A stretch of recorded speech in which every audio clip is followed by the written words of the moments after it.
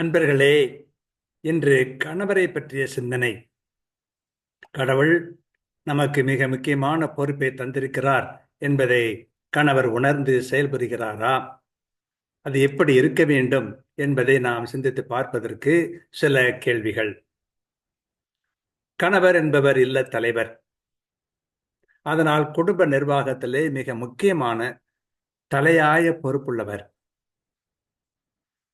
ஆகவே கணவனும் மனைவியும் ஒரு வண்டியின் இரு சக்கரங்கள் போன்றவர்கள். அந்த பின்னணியை மனதில் வைத்துக்கொண்டு கணவர் சிந்தித்து பார்க்க வேண்டும், சீர்தூக்கி பார்க்க வேண்டும். நீர் மனைவியுடன் இணைந்து சிந்தித்து செயல்படுகிறவரா? நீர் மனைவியை நன்கு புரிந்து கொண்டவரா? நீர் மனைவியின் நலன்களை அடிக்கடி நினைக்கிறவரா? எத்தகையவர் என்பதை சிந்தித்து பார்ப்பது நல்லது. அன்பிறைவா, நான் மனம் திரும்ப வேண்டும். மக்கள் மனம் மாற வேண்டும்.